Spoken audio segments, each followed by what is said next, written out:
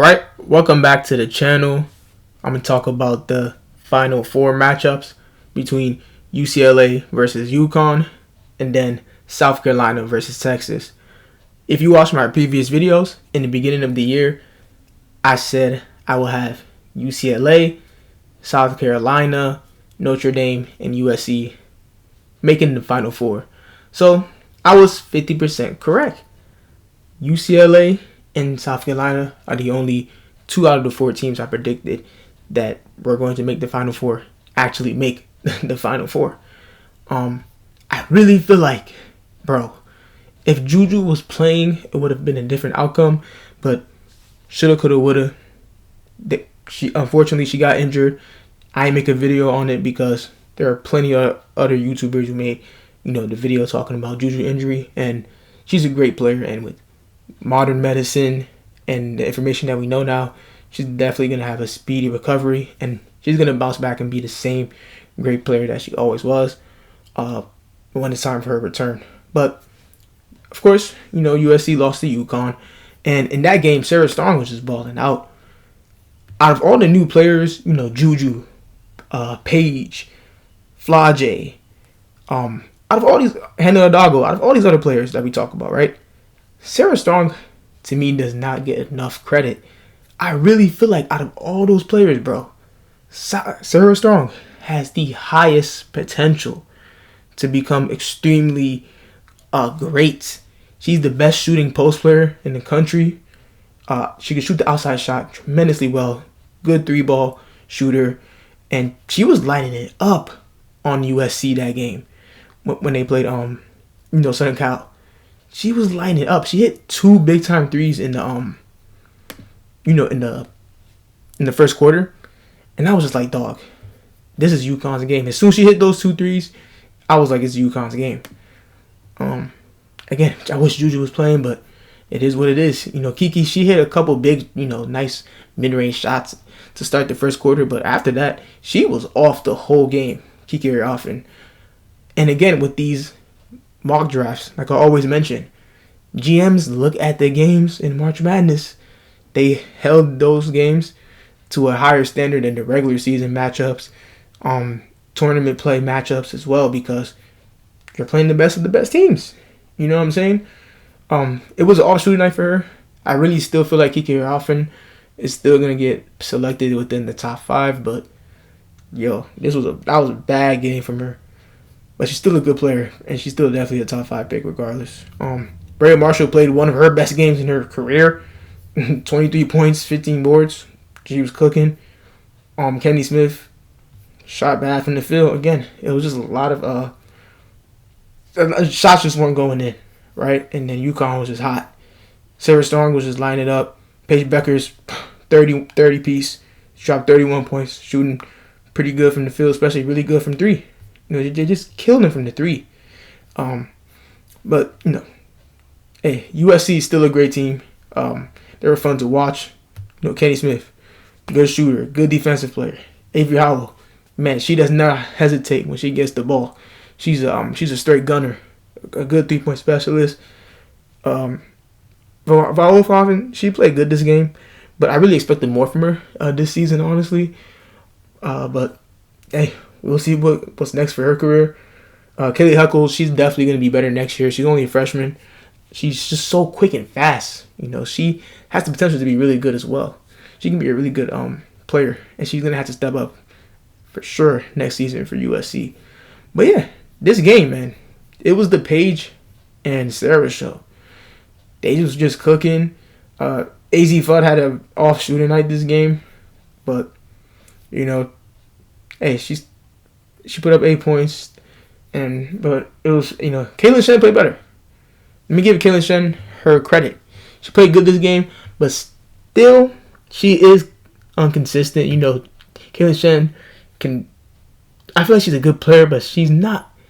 She just goes out there, and does her role. She isn't something like a player that's like always consistent. Along with Ashton Sage, she isn't always consistent. KK Arnold really is their most consistent bench player, honestly.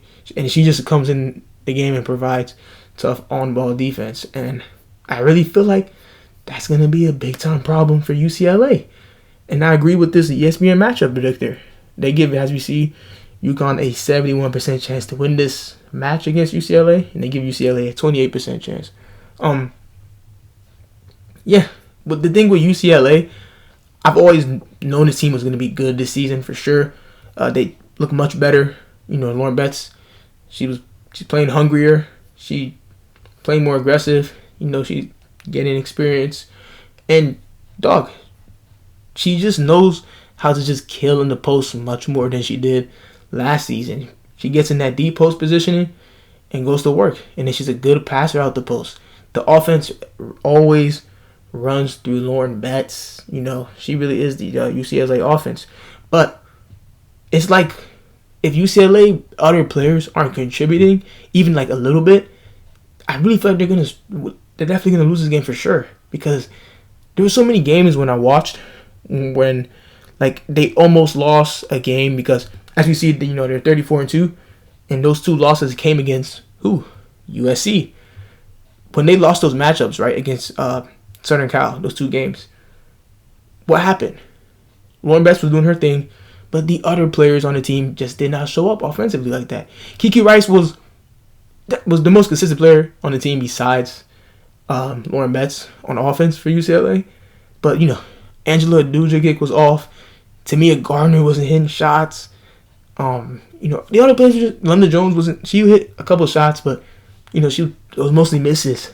And it was just Kiki Rice doing her thing, and Lauren Betts just trying to carry the load for the team. And they can't do that against UConn because UConn, they play really good defense. I did criticize UConn in the beginning of the season because I always say, bro, they play in the weak Big East. So sometimes it's kind of hard to judge their games when they're beating teams by 30, 40 points a night, right? But when they beat South Carolina and blew them out, that's when I knew UConn was serious. I'm like, okay, I've always thought they were a top 5, top 4 team in the country regardless. UConn's really good.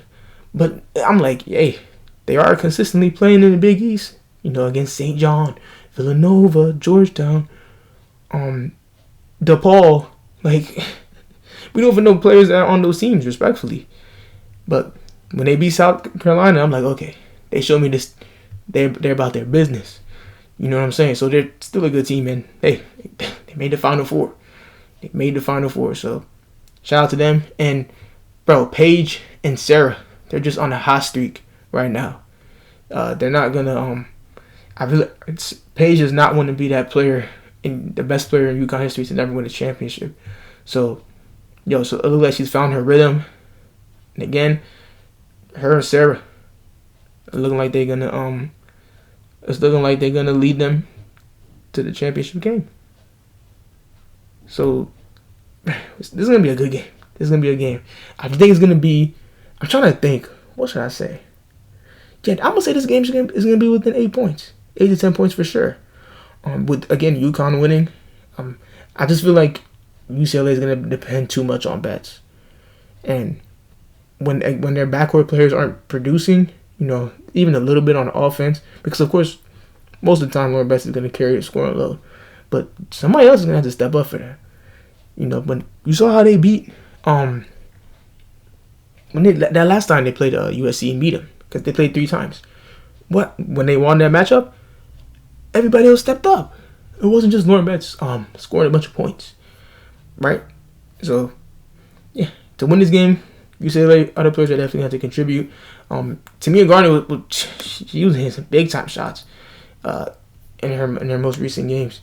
So she definitely looks like she's playing better now. But man, I just feel like Sarah and Paige Beckers, they just cooking, man. They looking like a dynamic duo right now. So I agree with ESPN matchup predictor. I got UConn win this match, bro. But UCLA had a great year, man.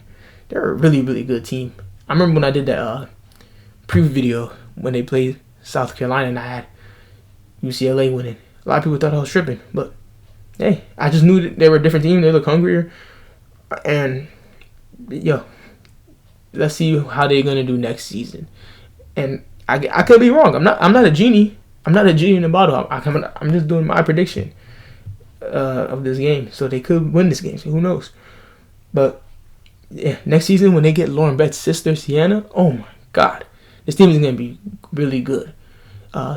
Yes, Lauren Betts' little sister Sienna Betts is gonna be on the team next year because Lauren Betts, she really could have entered the draft this year, but she wanted to play with her sister, so she's doing another season.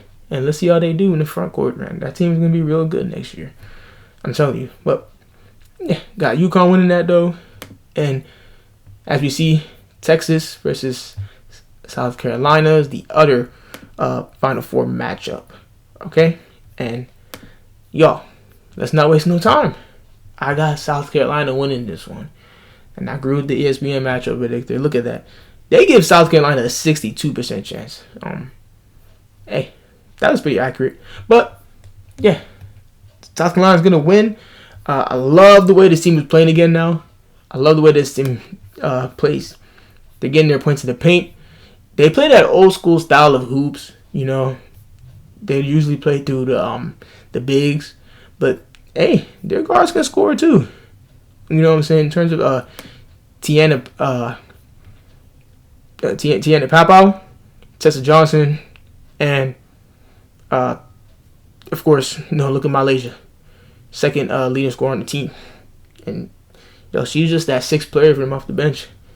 She can clearly start anywhere in the in the country, and there's a speculation that Malaysia might transfer next season. So we will see, but right now she's on South Carolina, and they just got much more weapons on offense. So that's why I think they're going to beat Texas. And we all know they played each other 3 times this season. And South Carolina beat them 2 out of the 3 times. Texas beat them that 1 time. And the time that Texas beat them, right, it was like a real close matchup. It wasn't even like a blowout or anything. Like, the matchups were real that matchup was real close. It was like 62 to 66. My fault. Let me get to the schedule for y'all so we can take a look. Because they definitely played each other 3 times. They played each other 1 time in the Southeastern Conference tournament. Yeah, look at that. They beat Texas on March 9th, 64 to 45, and then they lost to Texas a month earlier on February 9th, 66 to 62. Super close game. Look at that. They won, but it was super close. And then they beat Texas, back in January, 67 to 50. So, South Carolina got the better of them twice. And, I just feel like they got Texas number. Texas, they are, in a way, kind of similar to South Carolina. Although, Madison Booker is pretty much, the team's best scorer. But Texas, they definitely get their bigs involved a lot more in the game as well. They get their bigs involved in the game a lot. They don't even take a lot of 3-pointers. Texas is one of those teams that barely shoots the 3 ball. You know what I'm saying? Taylor Jones, look at that. That's their they're big. She gets a lot of buckets down low, man. Kayla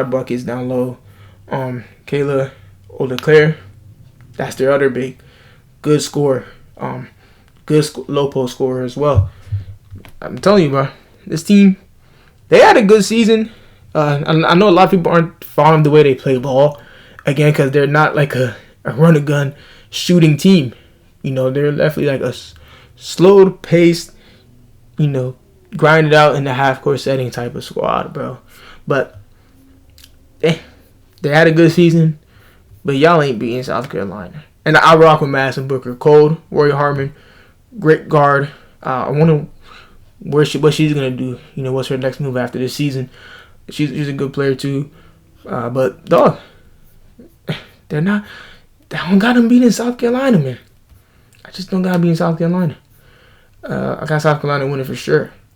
Again, so 2 teams that I predicted was going to be in the Final Four, made the Final Four. I don't know what's going on with Notre Dame. I might talk about that separately, but because we all know Olivia Miles, she freaking decides to stay in college, but transfer. out of Notre Dame. I wonder why that is. Because her and Hannah were the best backcourt in the country. Super exciting to watch. A lot of people are saying, hey, is it going to work, having them two on the same team, when Olivia Miles came back from injury. But, they were cooking. They were playing real good basketball together. And the chemistry looked like it was there. They had, like, the Slam magazine cover photo shoot and stuff. I'm like, they looking like a good duo. They got good chemistry. And then, as soon as they lose, in the Elite Eight, look at that. Olivia Miles decide to. I thought she was going to enter the W. That's the more shocking part to me, because she was definitely a top 5 pick as well in the draft. I wonder if would she even be a top 5 pick in 2026 draft? Who knows? A lot of people are saying she's definitely staying in college to get that NIL bag. And hey, it is what it is, But damn, it's gonna be interesting to see, because Kate Caval, the big that I said in my in the video when they lost to TCU, when I did the post game reaction to it, I said, Kate Caval is gonna definitely get better. She's only a freshman. She's gonna develop, so she's gonna be a nice player to have on her team, because she's a big. We know Latu King on Notre Dame is a senior, and she's definitely not gonna be able to play again for them next season. And I was like, hey, I don't know if she could, because we have a lot of super seniors, who are doing 5-6 seasons, which is crazy in college, and they got to stop that. There should be no more than 5 seasons. Let's say if someone gets injured and they miss like an entire season and they decide to come back, that's different. But there are 5-6 year seniors. Like, come on now, that's wild. But yeah, Kate Caval, she transferred out of Notre Dame. She put her name in the transfer portal. So, bro, I might have to talk about that separately, but who knows? But yeah, we will see, man. We will see who wins this these 2 games. Again, I got UCLA and I got South Carolina winning their matchups and facing each other in the championship. All right. But y'all tell me your thoughts and opinions in the comments section below.